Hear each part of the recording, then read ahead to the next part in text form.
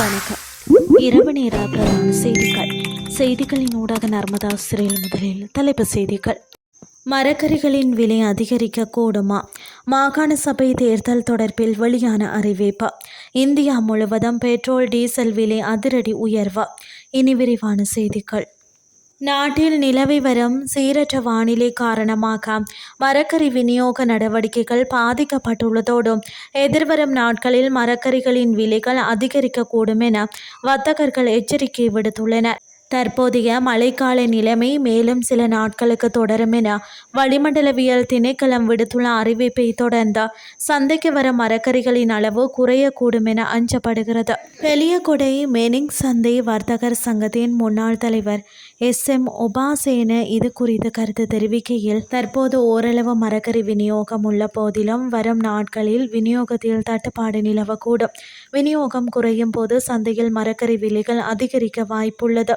கடந்த 2 நாட்களாக நிலவும் கடும் மழையினால் மக்கள் சந்தைக்கு வருவது குறைந்துள்ளதோடு விற்பனை நடவடிக்கைகளும் மந்தகதியில் காணப்படுகின்றன. மாகாண சபை தேர்தல் எவ்வித தாமதமும் இன்றி இந்த ஆண்டிற்குள்ளேயே நிச்சயமாக நடத்தப்படும் என அறிவியல் மற்றும் தொழில்நுட்ப அமைச்சர் கிருஷாந்த அபேசேன தெரிவித்துள்ளார். கண்டியில் இன்று ஊடகங்களுக்கு கருத்து தெரிவித்த போதே அவர் இதனை குறிப்பிட்டார்.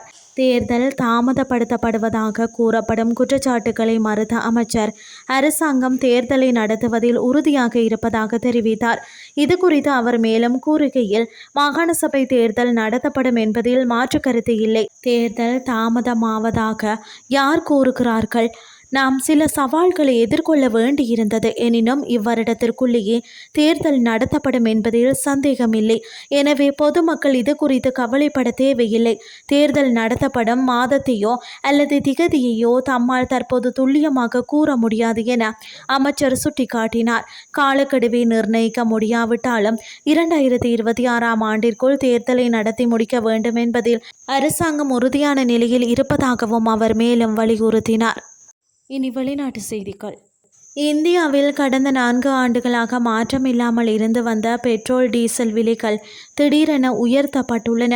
மேற்காசியாவில் நிலவும் போர் சூழலால் சர்வதேச சந்தையில் ஏற்பட்டுள்ள நெருக்கடி காரணமாக பெட்ரோல் மற்றும் டீசல் விலை அதிகரிக்கப்பட்டுள்ளதாக தெரிவிக்கப்படுகிறது. நாடு முழுவதும் பெட்ரோல் டீசல் விலை லீட்டருக்கு ரூ.3 அளவில் உயர்த்தப்பட்டுள்ளது.